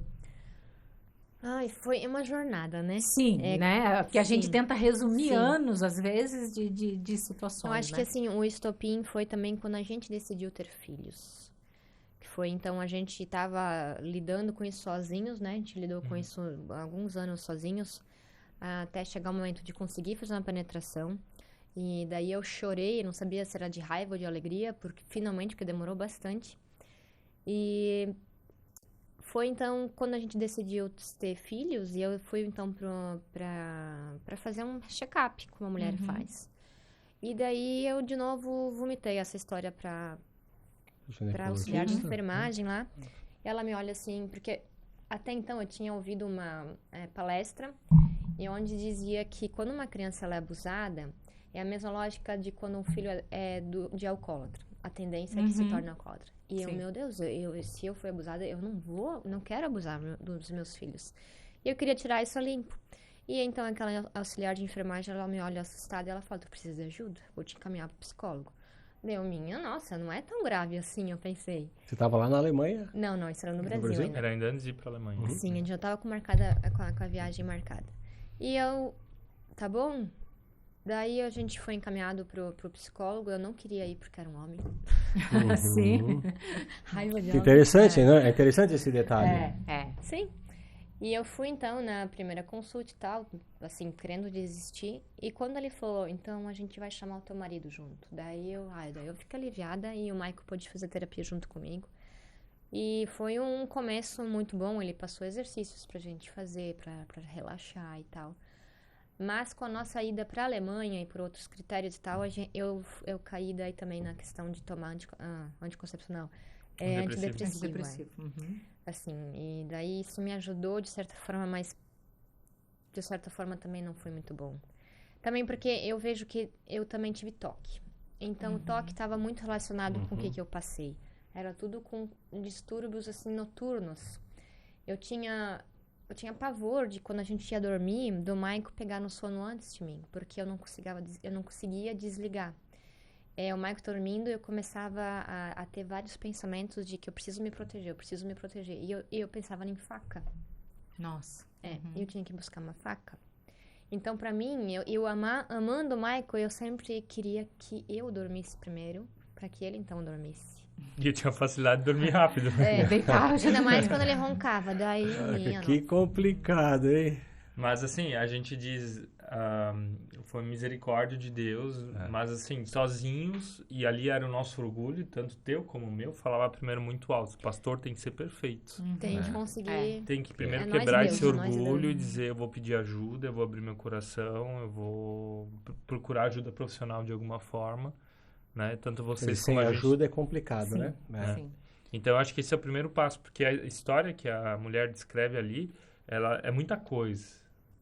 E ela precisaria de alguém para abrir isso. Seria o primeiro passo para você tratar tudo aquilo ali. E olha como é interessante, até a Suzy trouxe aqui isso também, às vezes é mais fácil você se abrir com uma pessoa estranha, né? Você, no seu caso, as 2 vezes que você contou e falou sobre isso foram para pessoas completamente estranhas. Sim. E não consegue, às vezes, contar para o marido, né? Para a pessoa que está próxima, que se relaciona com você, que dorme com você, sim, que é a pessoa de confiança.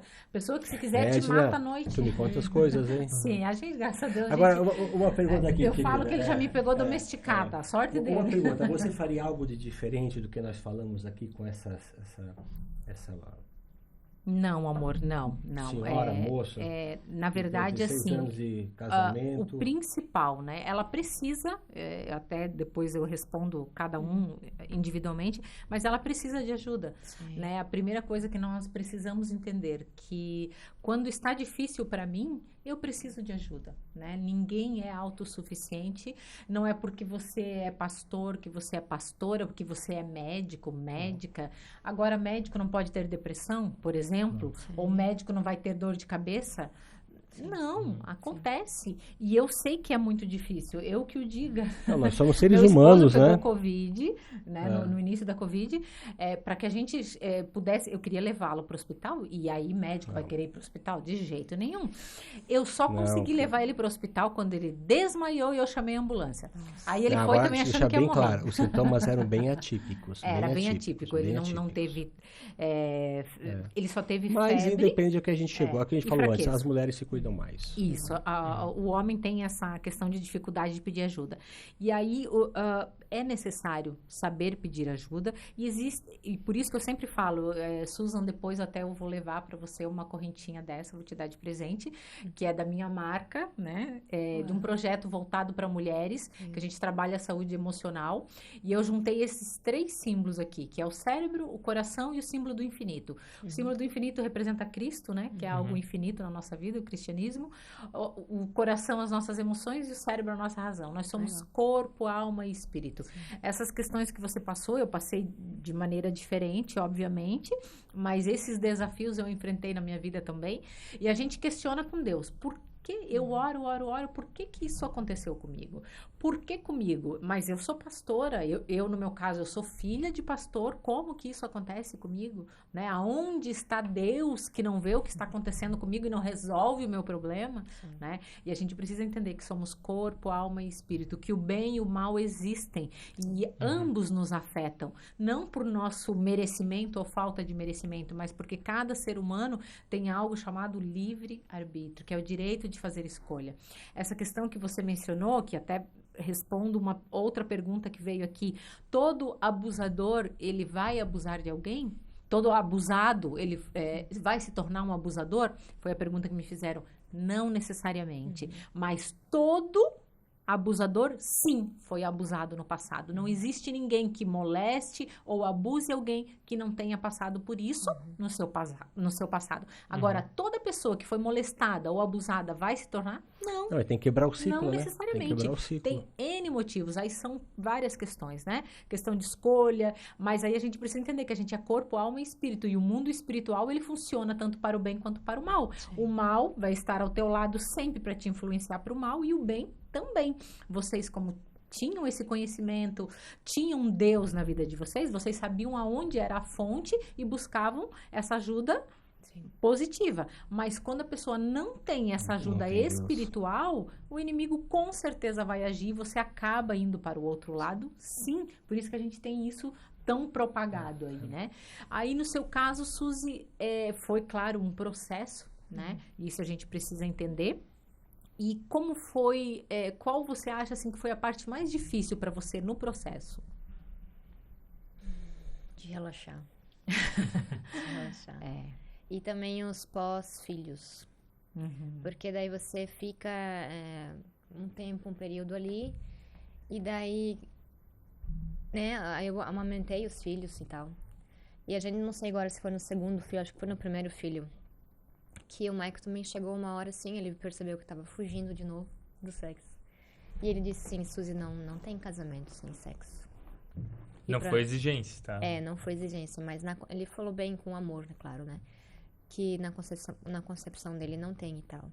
E eu não tava bem de novo, assim, por depressão pós-parto e tal. E acho que esses recomeços, assim, foram complicados. E todos os problemas psicossomáticos depois que eu tive, era sempre de novo, desde terapeuta, psicólogo, a homeopata, sempre voltando. Suzy, tu passou por alguma coisa na tua infância? Porque eu tive muita dificuldade na amamentação. Não porque faltava leite, mas porque eu tinha muito leite. Então, entupia, para ser mais claro, para os homens também entenderem. E nossa, toda a minha energia ia pro leite, assim. Eu suava em pé, eu só queria ficar deitada, eu não tinha força para fazer nada. Então, eu ficava com o leite empedrado uns 3 dias. E a minha obstetra, não sei como é que se fala. Ginecologista no Brasil. Ela sempre achando que era alguma bactéria, coisas assim, né? E não era psicossomático novamente. Emocional. Sim. E me perdi nos meus pensamentos. Mas eu acho que a chave foi na mentoria ali também da Eliane Mello, né?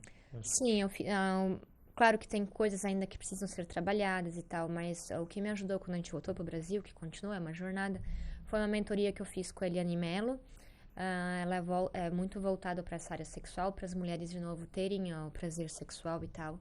E vários exercícios, assim, que ela fala, que passa, e você tem que pôr em prática também. Sim. Também ajudou bastante. Fazia os deveres de casa. Isso, né?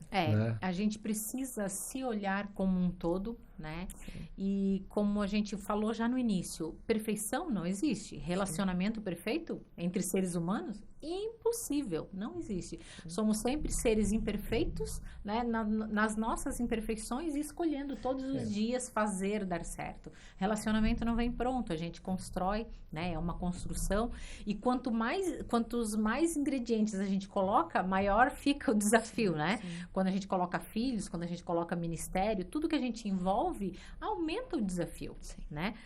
Não existe nada que vá ser um conto de fada. Aliás, nem os contos de fadas, né? Até os contos de fada têm seus perrengues ali no meio. Uma coisa importante que eu acho falar, estavam falando, estava pensando aqui, pensando nas coisas do consultório.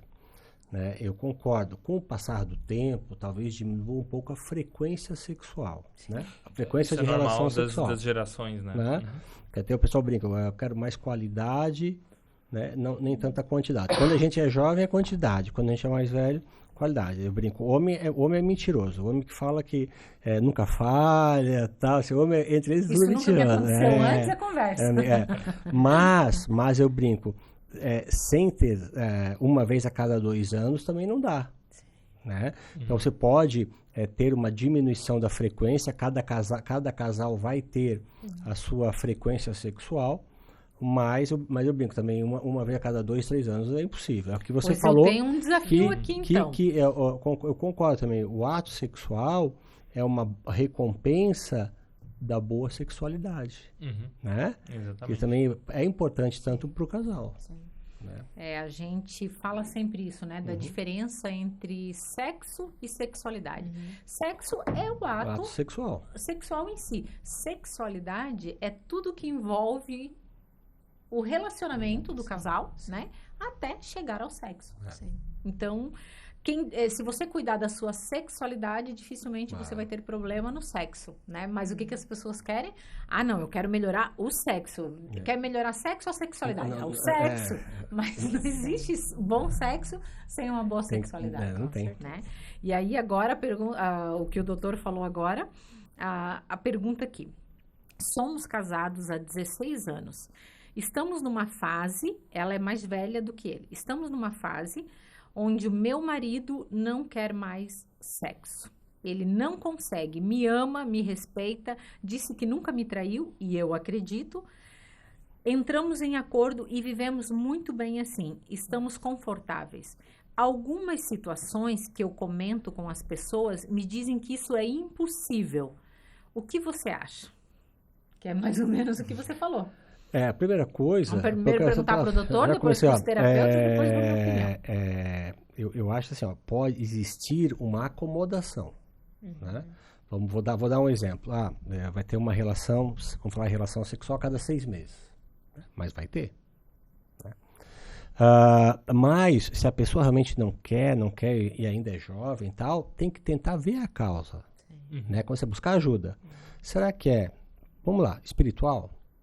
Será que é uma causa física? Né? Existem doenças? Será que é causa hormonal? Existem remédios também que podem alterar a libido, coisa e tal. Então, eu acho que se o casal, tem que vir do casal, né? Deveria tentar buscar, ou tentar ver a causa, às vezes pode ser difícil, às vezes mais fácil, para tentar ter uma vida sexualmente saudável. Agora, se os dois aceitam isso, aí eu não sei, vou deixar com vocês. Só fazendo um adendo ao que você falou, doutor, existe uma doença chamada hipogonadismo, já ouviram falar?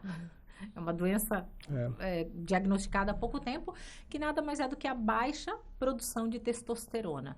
Hoje, no homem, né? No homem. Hoje, infelizmente, até adolescentes, eu tive uma mãe que me procurou, com problemas, com um filho adolescente, um menino achando que ele era gay, porque, enfim, N problemas. Gente. E eu falei, leva ele, para fazer um check-up e tal. Enfim, ela solicitou. O menino tem hipogonadismo. Adolescente, com 16 anos, baixa produção de testosterona, está repondo os hormônios e está se achando menino, tá tudo certo. Era apenas uma questão hormonal. E isso eu estou citando de um adolescente causa, que é o extremo, né? Como tem mulheres que entram na minha... Mas nos homens, isso é comum e hoje existe essa reposição, que é feita através de injeção ou de gel, enfim. Mas um simples teste, uma simples visita ao médico resolve esse problema. Mas agora, nesse caso aí, é um pouco mais complexo. Mas... Porque é o casal. Ele, né, não acabou falhando, enfim, e eles acabaram entrando nesse acordo. Depois eu dou minha opinião. Terapeuta e pastor. Me chamou atenção quando que ela colocou de que ele é o mais novo. Ele é mais jovem do que ela. E daí eu pensei, bom, então vamos falar dele. Uhum. Eu acredito que algo importante a perceber aqui é que muitos dos problemas sexuais, na minha percepção, alguns são sim físicos, como o homem tem 10 vezes mais testosterona que a mulher. Então, pode ser uma coisa hormonal que precisa ser tratada. Não é incomum, né? Mas, assim, como no vaginismo que a Suzy tinha, que era uma questão emocional, homens hoje têm muito problema de ejaculação precoce, ejaculação retardada ou falta de ereção. Muitos casos também são emocionais. Então, a falta de testosterona talvez faça com que ele perca a autoconfiança, se frustre de não conseguir ter uma ereção. Então, é melhor não fazer. Evita, né? Eu quero evitar para não sentir a dor. E a gente é cheio dos nossos mecanismos de defesa, digo, ser humano, né? Tudo aquilo que me causa alguma dor, eu vou dizer que eu não quero. Sim. Né? Então, eu evito, não quero, não faço, acho desculpas, digo, tá bom assim. A minha percepção, o que eu tô lendo nos bastidores, nas entrelinhas, é que pode ser, sim, uma coisa física que está gerando consequências emocionais. Então, acho que esse homem, ele precisaria checar a parte hormonal dele e trabalhar a parte emocional. Seria a minha sugestão. Não é normal, com 16 anos, parar com uma frequência... 16 anos de casamento. 16 anos de casamento, né? Agora, se tivessem 75, 80 anos de idade, seria uma coisa. Mas eles... sei lá, deve estar na faixa dos 40. Tem velhinho dando no couro ainda. Tem velhinho dando no couro também. Tem sim. Mas eu digo, ali seria normal dizer, não, sim, tá ok, claro, a gente vai viver o nosso casamento agora sem sexo, porque não precisa. É mais um companheirismo, né? Eu até vou compartilhar uma situação de um casal que eu atendi recentemente, que me procuraram para fazer terapia. Na verdade, ela iniciou o tratamento e depois trouxe ele a tiracolo, meio que forçado, amarrado, né? Que geralmente é assim. A mesma situação, casal jovem, ela muito bonita, mas muito bonita, e eles não tinham mais relação sexual, ele simplesmente não funcionava mais, vamos falar popularmente aqui. Já tinha ido ao médico, feito dosagem hormonal, tá tudo certo, enfim, nada não tem problema físico, se dão muito bem, cadê o problema? Aí a gente começa a fuçar, começa a buscar. O sonho de vida dela, o projeto de vida dela, ser mãe. O problema dele, não quero ser pai. Não quero ter filhos. E quando eles casaram, o combinado foi, eu quero ser mãe. Em tal período, eu quero ter filho. E aí, quando foi se aproximando o período... Isso tudo que a gente resume aqui são movimentos inconscientes do nosso cérebro. De novo, os 80% que eu falei lá no começo. Exatamente. Que a pessoa não tem essa consciência. É só com a ajuda de um terapeuta que a gente consegue buscar essas origens. Por isso que a gente precisa buscar ajuda externa, porque quem está fora enxerga isso de uma maneira profissional e melhor do que a gente. Resumindo, aí a gente começou a trabalhar e trazer isso para resolver ali o problema do casal, mas o problema não era uma impotência por parte dele, não era nada disso, era inconscientemente, eu não quero ser pai, então se eu não funcionar, eu não vou ter filhos. É uma maneira é uma fuga, de né? Mecanismo de defesa do cérebro. Edna, e o que você acha desse caso aí? Olha, em primeiro lugar, eu acho... isso que vocês falaram, né? Que tem que se buscar ajuda. Buscou ajuda e tal. É como ela ali parece que está bem com a situação. Se incomoda mais com o que os outros pensam a respeito do relacionamento do que ela, pela idade ali que eu vi, deve estar próximo dos 50 anos, mais ou menos. Eu penso sempre em algo que a Bíblia diz: como andarão dois juntos se não houver entre eles como um acordo? Sim. Eu acho que se ambos estão felizes, ok. Agora, se um dos dois estiver insatisfeito, não tem como. Mas choque, se ela escreveu, ela não está com impasse. E até porque ela pontuou ali que ele é mais jovem do que ela, ou seja, tinha que estar mais ativo do que qualquer outra coisa. Se não for um casal, assim, eu digo, com uma base bem sólida, vê se vocês concordam comigo. Ou vai ter traição, né? Alguém vai buscar, né? Ou vai para pornografia. Sim. Alguma fuga vai ter. Então, um casal com uma base bem sólida. É algo que eu também percebo, às vezes... Esposas vêm até nós e elas reclamam: meu marido não se interessa por sexo. Sim. Hoje está muito comum essa reclamação. Comum. Antigamente eram os homens que reclamavam da mulher. Independente da idade, né? Independente, jovens. E hoje é as mulheres reclamando que os homens não... E essa energia, essa vontade sexual, ou ela está sendo descontada na pornografia, ou ela está sendo descontada no trabalho. Então, em algum lugar, essa energia está indo, em vez de ir para o casamento, no relacionamento sexual. Inclusive, tem uma moça aqui também, que eu não... Deixa eu ver aqui a pergunta dela, mas resumindo, ela tem 22 anos de idade, relacionamento fresquinho, 2 anos de relacionamento, e o marido, enfim, foge do sexo. Ele é o que tem dor de cabeça, é ele que está cansado, então tudo que a gente falou aqui se enquadra nisso. Não é normal, não é comum, né? Quando é pra tá bom, tá ruim. Imagina quando os anos se passarem. Agora, será que tem traumas do passado aí? Primeira coisa, né? Que eu acho que a gente deve sempre buscar ajuda médica, né? Porque o médico vai olhar toda essa questão física e o médico tem essa sensibilidade também de entender quando há o emocional por trás, né? Você sempre fala isso, que você já percebe na conversa com o paciente, vai solicitar os exames e aí encaminhar para que ele tenha um acompanhamento terapêutico, mas não é normal e não tem como se conformar com um relacionamento 22 anos, não. 22 anos é inadmissível, né? Tá no pico da... né? E ela quer muito, ama muito, procura, mas ele não quer, né? Então, foge. Aí ela diz, quando funciona, é muito bom, é maravilhoso, mas não existe uma frequência satisfatória para ela, né? Então, quando um não está satisfeito, tem que buscar ajuda, né? É que o homem, eu acho, na minha opinião, ele é mais jogo duro, né? É mais bronco. De admitir. De admitir. Como você falou, Michael, admitir como é que tá falhando, né? O homem não, a gente o homem não falha, o homem dá certo. Então, o homem, ele não admite isso. Ou ele se esconde, né? Como você estava comentando ali antes, quando começa não falha, não consegue ter ereção, acaba se escondendo em vez de procurar ajuda. Na verdade, essa parte física, sexual, ela precisa ser ativada no casamento, né? O título do livro de vocês, Ative o Amor em Seu Casamento em 28 dias. O amor precisa ser ativado. O tempo todo, né? Isso aqui tem que ler todo mês, hein? É um capítulo por dia. Mas todo mês tem que ler, porque, todo né? mês de novo, Nós fazemos sempre. Um treinamento também, eu e o Roberto, para casais, onde a gente dá como atividade, o marido, né, leva uma folha de atividade, todo dia ele tem que fazer alguma coisa, e a mulher também. E ambos, assim, não podem um contar para o outro o que estão fazendo. E é isso, é ativar, né? É trabalhar em prol de alguma coisa. Tudo aquilo que a gente se dedica vai aumentar, vai crescer, né? Outra questão na parte sexual, que é muito importante, a gente como terapeuta, o Michael, acredito, também aconselha isso, precisa haver diálogo, né? O sexo, mais do que se fazer, tem que se falar sobre ele, né? Você precisa saber o que o seu parceiro pensa a seu respeito e principalmente o que ele pensa a respeito dele. Como foi a iniciação sexual dele. As preferências. As preferências. Eu vou citar só um exemplo nosso aqui, bem engraçado.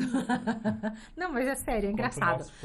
O Roberto, sexo bom pra ele é de manhã. Eu de manhã só quero dormir, né? E eu à noite tô mil pelo Brasil, querendo ir pra balada e ele dorme cedo, gosta de dormir cedo. A gente teve que encontrar um meio termo, né? Encontrar um horário para que ambos se... Ao meio-dia, então. Ao meio-dia. Mas é interessante, Mas que foi uma coisa... de manhã é quando, sabia, o homem tem o pico da testosterona.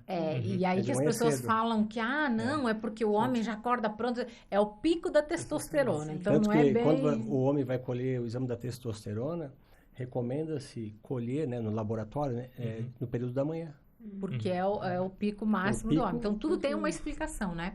E eu de manhã, não fale comigo, principalmente antes do café, eu não sou gente. Aí, no começo, a gente não fala nada a respeito. Daqui a pouco a gente diz, não, que preguiça. Mas eu adoro de manhã. Eu falei, pois é, e eu não. Aí, mas a gente conversa e tal, se adapta. A gente chega ao meio termo. Né? E a gente chega ao meio termo ali, enfim, e tudo dá certo. Mas se a gente não fala sobre isso, né? Então, tem que se falar a respeito disso. É que chega uma hora que a fissura é maior do que o horário.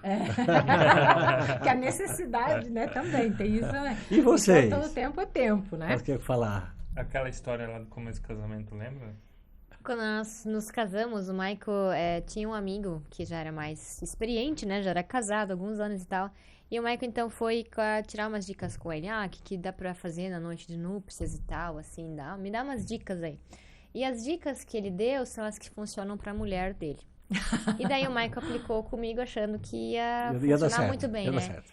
E daí o Michael ficava muito fixo em um ponto ali. E daí eu pensava, minha nossa, por que ele fica tão fixo num tal... O cara não sai dali, pô?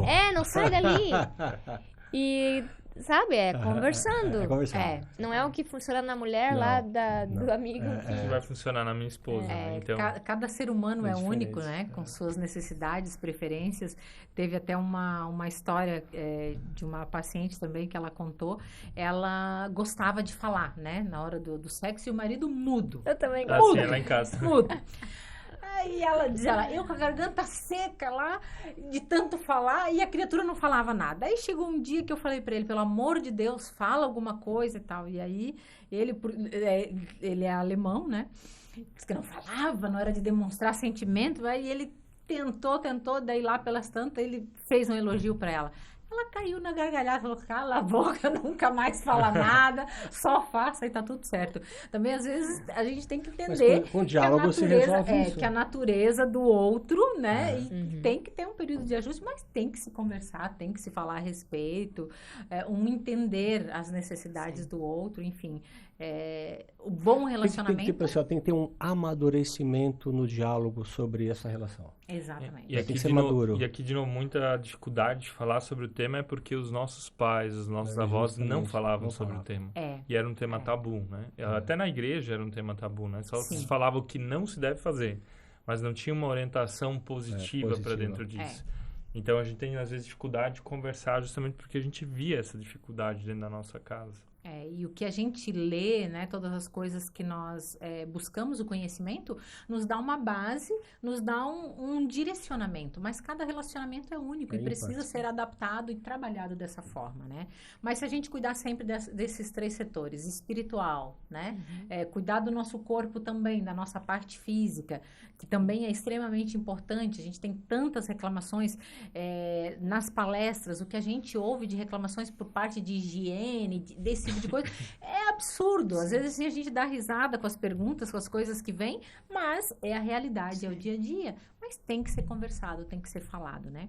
Gente, nosso papo está maravilhoso. Se desse, a gente faria aqui 3 podcasts emendados, né? A gente tem assunto pra caramba. Se Deus quiser, vai ter mais, mas né? teremos outros, com certeza.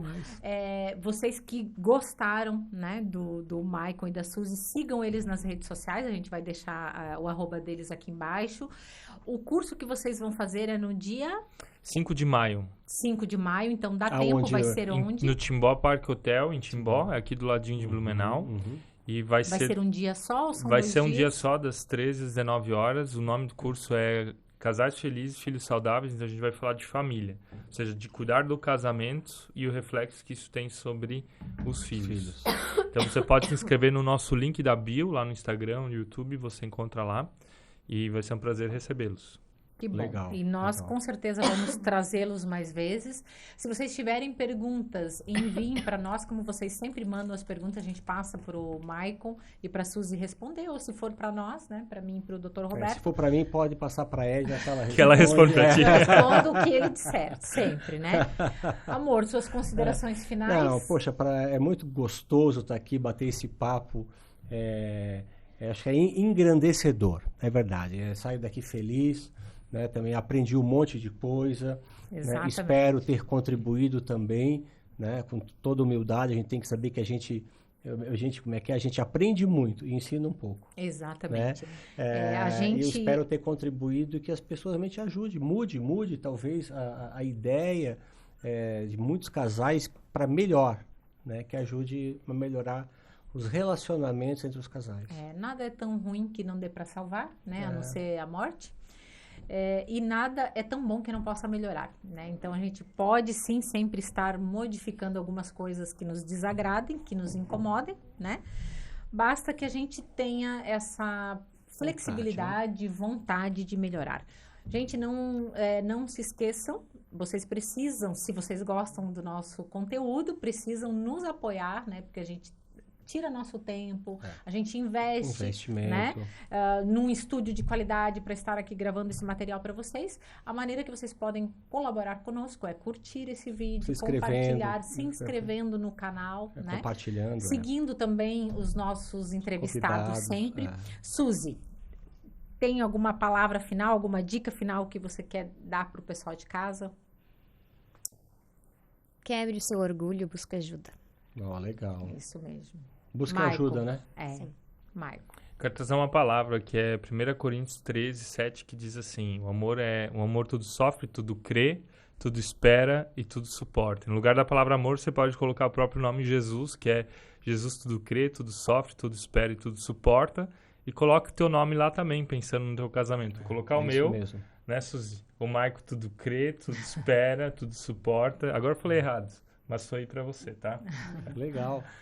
Viu, amor? Fica a dica, aprenda. E as tuas considerações? Bom, eu só quero agradecer vocês, né, pela participação, pela presença. Como o Roberto falou, a gente compartilha o que nós aprendemos, que em algum momento da nossa vida foram nossas dificuldades, né? Fico extremamente agradecida, Suzy, por você compartilhar essa experiência com a gente. Muitas pessoas superam isso, mas nunca falam para ninguém. É verdade. Né? Não tem coragem, então, de né? uma riqueza gigante você falar sobre isso para as pessoas entenderem que não é só você que sofre, não é só na sua casa que isso acontece. Infelizmente, é mais comum do que a gente pensa.